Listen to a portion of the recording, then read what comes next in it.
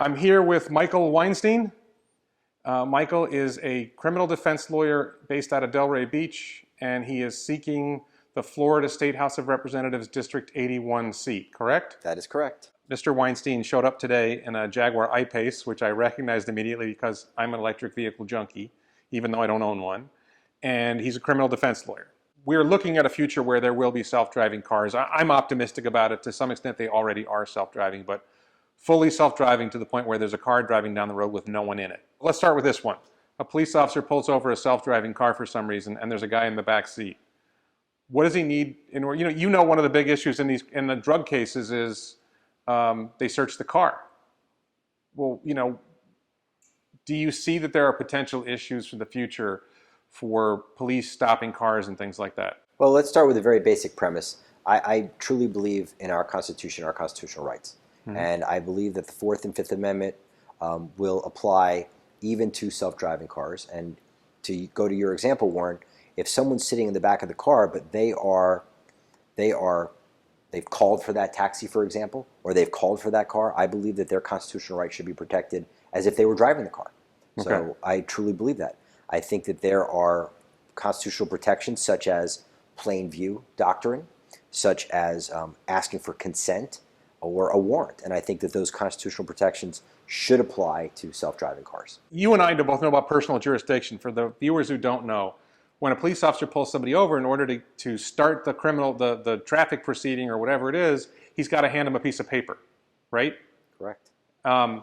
There's no one in the car to hand a piece of paper to. What could the Florida legislature do to address that? Could they say, you know what, Tesla's driving the car, we're going to set up a system where we send Tesla a notice? Well, so let's backtrack a little bit. Yeah. Let's talk about something that actually is currently in place. We have a SunPass system. They bought a SunPass. This little transponder makes a huge difference. It'll save you time. And sometimes, someone will drive through the toll plaza without having the SunPass. And the camera does not pick up who the driver is.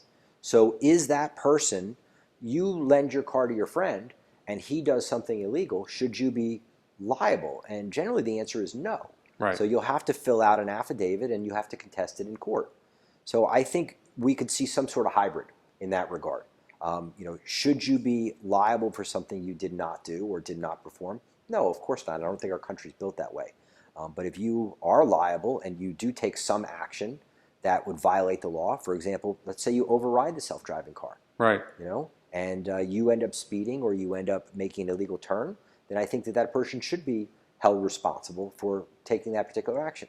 Now let's talk about your other example, and that is, say, for example, a self-driving car commits some type of violation that is without a human being inside. Right.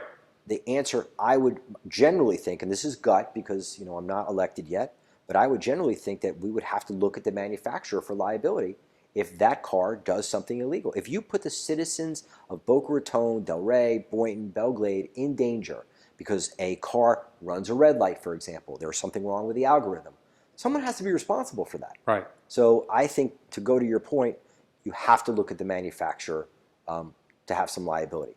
And then let's take that one step further. That's actually beneficial because if the manufacturer knows that they could be held responsible either financially or criminally, they're going to work even harder to not make those mistakes. Right. So at the end of the day, it may be beneficial to actually give the manufacturer that ticket. Right. It seems to me that would be a sensible thing to create a system where, let's say it's Tesla, let's say there's a competitor, there's a company called Comma.ai that's maybe the next best competitor, it's Waymo or it's Cruise from GM. Somebody else comes along and they offer it, and you just create a system where the manufacturer, really the software creator, because the software is driving the car. Comma.ai doesn't make cars; they make a little camera that you put in the windshield. I think it replaces the mirror. Okay. And it drives the car. So you take the software developer who's running the software, which is really driving the car, and you just say, your vehicles are welcome to drive on the roads of Florida, but if it commits a violation, you're accepting notice, you're accepting jurisdiction if we electronically send you a ticket. Oh, I think that's where the legislature can come in handy. Yeah. And that is, obviously we have committees in the legislature: judiciary, transportation, agriculture, and I think that the transportation committee and subcommittees would have to look at that. And as technology advances, we're going to have to advance with it. Yeah. Now, another issue is revenue. So you drive an EV, so you're not paying gas tax. You're still using the road, you're not paying gas tax. If you're on the turnpike, you're paying that toll. Which I do, and I have a SunPass account for years. Right. If Florida state gas tax is 18 cents a gallon, there's a loss of revenue there, that the state is not getting this 18 cents a gallon from anybody who's driving an EV. Another possibility is, and we talked about this, just so you know, everybody watching knows, we talked about this a little bit off camera before. We may end up in a world where some people decide to stop getting driver's licenses and they stop registering their own vehicles, and robo-taxis are driving 5 times as often, 5 times as many miles as regular cars. So there could be a potential loss of revenue from DMV for vehicle registration, for driver's licenses. And this heads to a scenario where going down the road may be a little further. We talked about, you have a young daughter, I have kids.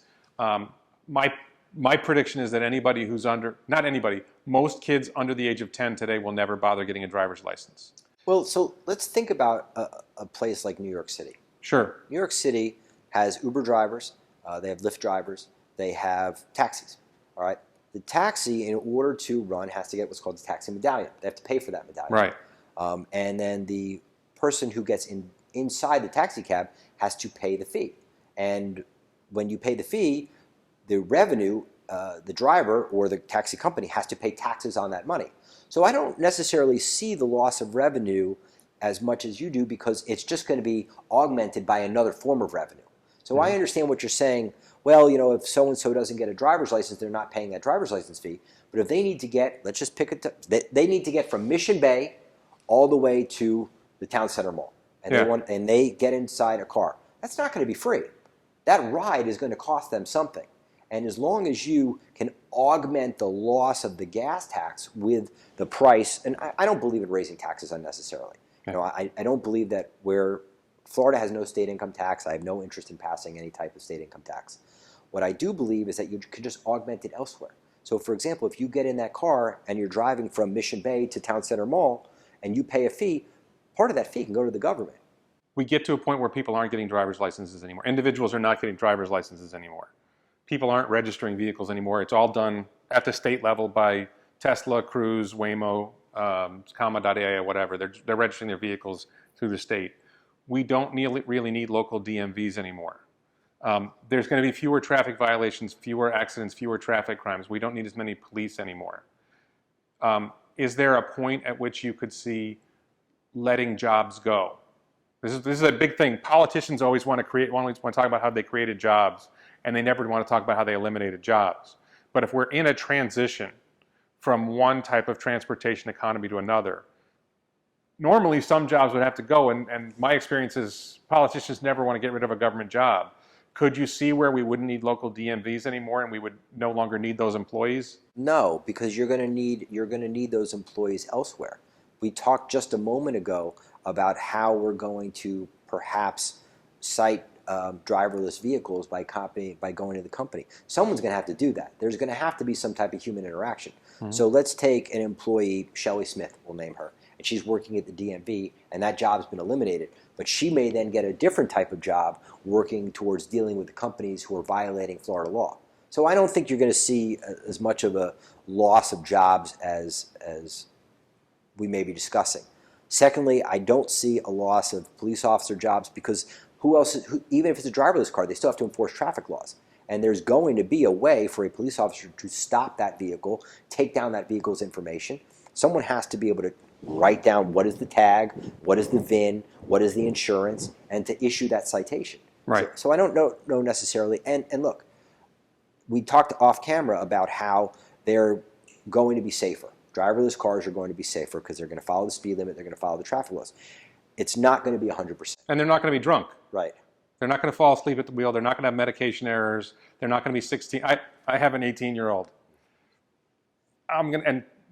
People talk about the current self-driving cars and how they see how they're driving, like, well, this is never going to be good enough. Teach a 16-year-old to drive. You're going to be there in a few years. Right. When you take your kid out to drive, you're going to, oh my God, this kid's never going to be good enough. But they get better. So, and of Yeah. course, but I don't necessarily think that we're going to lose as much revenue as you're predicting, nor do I think we're going to have to cut jobs, because I think the jobs will be augmented elsewhere. And I truly believe that at the end of the day, let's say we are using more driverless cars. That, to me, could actually increase and benefit our economy, because people who are immobile will have more mobility. They won't have to wait at a bus stop anymore. I mean, now we have things like, we have Uber and we have Lyft, which are great, but how great would it be to be able to summon a car at a reasonable rate and get from point A to point B? Yeah. Actually, one of my recent interviews, I have a homeless client who lives in Fort Lauderdale, and he comes to meet me in East Boca, and he takes buses. And it's very, very inconvenient. 3-hour drive. It takes, I think it took him 2 hours. Right. But, you know, he's got to take his bicycle to get to the bus stop, and then he gets his bicycle on the bus, and the bus is slow. And for him, it's cheaper to take the bus, although it's kind of tricky how his pricing works. But, you know, if he had access to a low-cost self-driving vehicle that picked him up at the location. Let's take that and run with it. You know, I'm running for office, and one of the things about being a politician is you should be idea-based and you should be willing and acceptable of ideas. We sell bus passes now. What about one day we have, if there are enough cars on the road, we're able to sell a car pass. Yeah. Right? And you can tax that car pass. So yes, we may lose that gas tax revenue, but your roads still need to get fixed, right? So if you get that bus pass or you get that car pass and you're paying a certain percentage to help offset your carbon footprint, I don't see anything wrong with that. I think most people would be behind that. I was actually thinking you were going somewhere else, which you might like, which was you could create a redistributive scenario where in order to operate your self-driving car network, you have to make, you know, a certain number of passes available at a discount to people who are economically challenged. Well, I certainly think that it is incentivized by the bigger companies are going to want drivers and riders, excuse me. They're going to want riders. So they're going to do everything they can economically in their power to create ridership, you know? Yeah. And if I know that my daughter, you know, when I have a daughter who goes to Palm Beach County school system and my wife's in the PTA, but if she said to me, Dad, I need to get from my school to my club or my band or whatever she's in, and I know that she can safely get a ride and I know that she can do that at a reasonable cost, I'll be a happy parent. Yeah. All right. So let's stop with the self-driving cars and move on.